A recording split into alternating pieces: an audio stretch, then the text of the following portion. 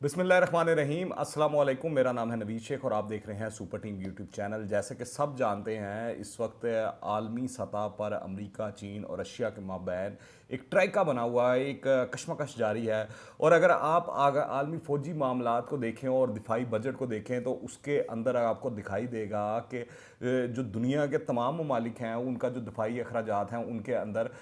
जो अमेरिका अखराजात करता है वो दुनिया के तमाम दिफाई ममालिक के जो अखराजात हैं उसका 40% बनता है। अमेरिका ने अमेरिका का हिस्सा जो है इसके अंदर तकरीबन 2020 में फ़ौजी मकासद के लिए और 2019 में के मुकाबले में 4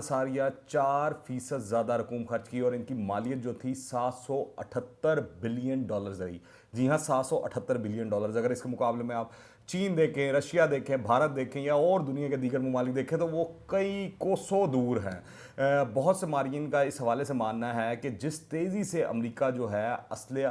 तैयारी में लगा हुआ है या जिस तरह अमेरिका दिफा पर पैसे खर्च कर रहा है, इससे इस तासुर को जो है वो तकवीत मिलती जा रही है जैसे कोई एक बहुत बड़ी जंग होने वाली हो। क्योंकि ये सिर्फ जो बाइडन ही नहीं, इनसे पहले जो साबिक सदर थे डोनाल्ड ट्रंप, उनके दौरे हुकूमत के अंदर भी जो आखिरी 3 साल थे मुसलसल, उसके अंदर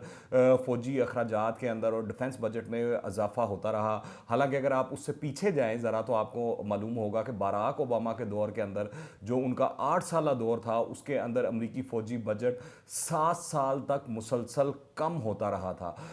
अब मैं आपको ताज़ा तरीन 1-2 दिन पहले की है TRT वर्ल्ड की रिपोर्ट है, उन्होंने बताया और मैं आपको ये पढ़ के सुना देता हूँ। US president Joe Biden reveal $6 trillion budget for 2022 which will take government spending up to levels not seen since world war 2। यानी जो बाइडन अमरीकी तारीख का सबसे बड़ा बजट देने जा रहे हैं। यह यकीनी तौर पर इसमें दिफा के हवाले से अच्छी खासी रकम रखी जाएगी और कहा जा रहा है, वह अंदाजे लगाए जा रहे हैं कि अमेरिका कम अज़ कम $1 ट्रिलियन जो है इस साल अपने दिफाई बजट के हवाले से मुख्तसस करेगा और उस पर खर्चा करेगा। तो लोगों का ये सवाल करना बजा दिखाई दे रहा है कि कुछ तो है जो अमेरिका अब खूब दिफा पर पैसा लगा रहा है। जबकि आप दुनिया पर नज़र दौड़ाएं तो हर जगह मसाइल ही मसाइल दिखाई देते हैं और अमेरिका बहादुर मशरिक़ वस्ता से लेकर फार ईस्ट एशिया और फिर यूरोप तक आप देखें तो मुश्किलात में घिरा हुआ दिखाई देता है। उसकी जो आलमी थानेदारी है उसको हर जगह पर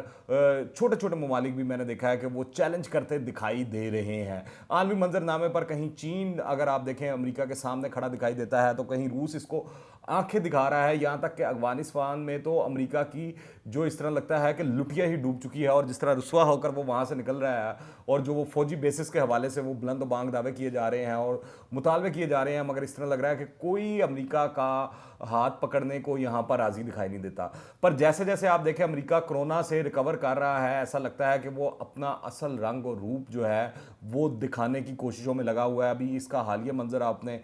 देखा होगा इसराइल और फ़लस्तीन वाले मामले पर कि किस तरह वहाँ पर जो अमेरिका शुरू दिन से वहाँ पर करता आया वो उस मामले पर उसी तरह खड़ा रहा, उस पर स्टिक रहा और वो उसने सिक्योरिटी काउंसिल के अंदर भी अपनी ताकत का इस्तेमाल दिखाया, अक़वाम मुत्तहिदा में भी दिखाया और इसके अलावा ओवरऑल दुनिया के अंदर उसने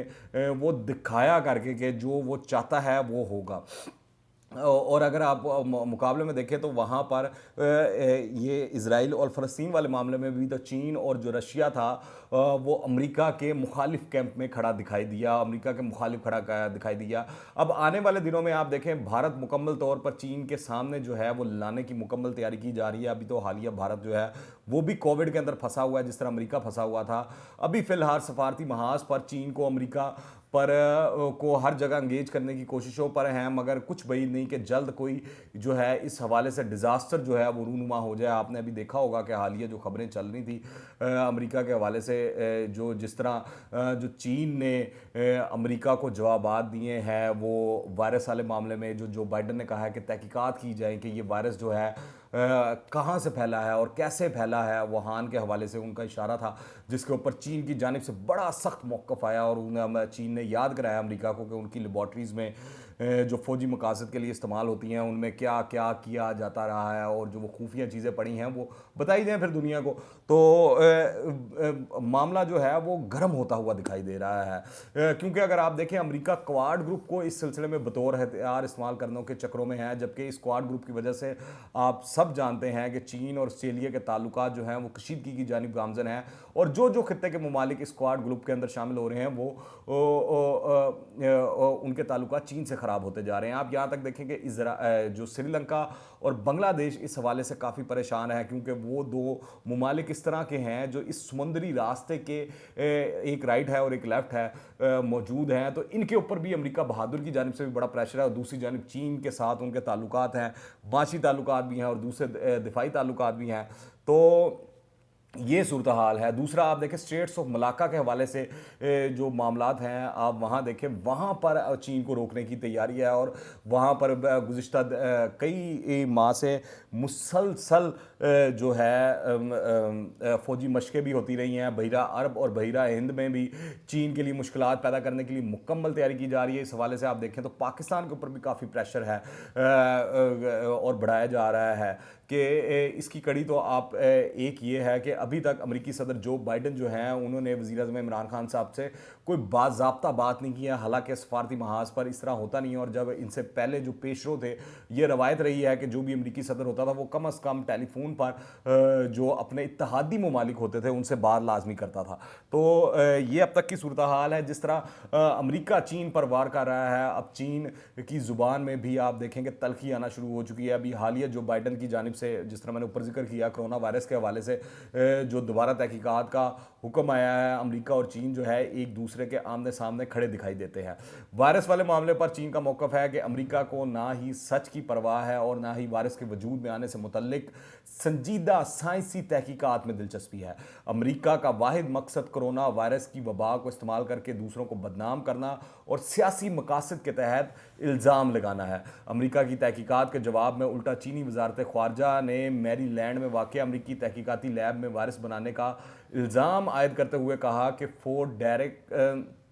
तजर्बागाह समेत पूरी दुनिया में मौजूद अमेरिका की 200 से ज़ायद लैब्स में ऐसे कौन से खुफिया राज पोशीदा हैं। इस हवाले से अमेरिका पूरी दुनिया को जवाबदेह है। अब जब से जो बाइडन ने इंक्वायरी वाला ऐलान किया है, हालिया हफ्तों में इस दावे को दोबारा संजीदगी से लिया जा रहा है, जिसके मुताबिक कहा जाता है कि ये कोरोना वायरस एक चीनी लैब से निकला है। दूसरी जानिब अगर आप रूस और अमेरिका के ताल्लुकात देखें तो उसमें भी तलखी बढ़ती जा रही है। याद करें चंद दिनों पहले की तो बात है जब अमेरिकी सदर जो बाइडन ने रूसी हम मनसब को कातिल कहा था, जिस पर व्लादिमीर पुतिन ने कहा था कि जो इंसान खुद जैसा होता है वैसा ही दूसरे को समझता है, और जिसके बाद हम देखा अमेरिका और रूस के ताल्लुकात जो है वो काफ़ी कशीदा दिखाई दिए, जिसके बाद दुनिया में एक नई बहस चल निकली थी कि अमेरिका इतने गुस्से में क्यों है, कि क्यों चीन से तो चले मामला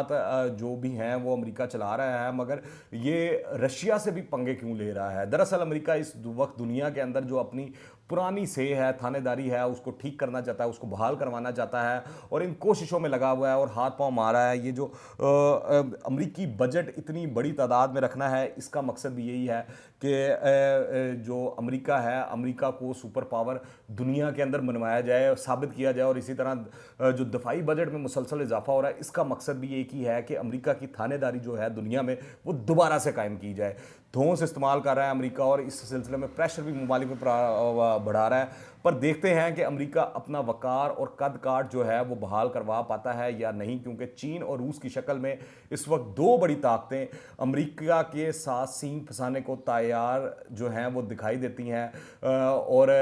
इस वक्त दुनिया जो है यूनिपोलर से मल्टीपोलर की तरफ जो है उसका सफ़र गामजन दिखाई दे रहा है। आप क्या राय रखते हैं नीचे कमेंट्स में लाजमी बताइएगा। अगर आपने अभी तक इस चैनल को सब्सक्राइब नहीं किया तो इस चैनल को सब्सक्राइब करें, बेल आइकन को प्रेस करें ताकि ताज़ा तीन अपडेट्स और नई वीडियोस आपको बर वक्त मिलती रहें। अगर ये वीडियो पसंद आए तो लाइक करें, ज़्यादा शेयर कीजिएगा। दुआ में याद रखें। अंटिल द नेक्स्ट टाइम, अल्लाह हाफिज़।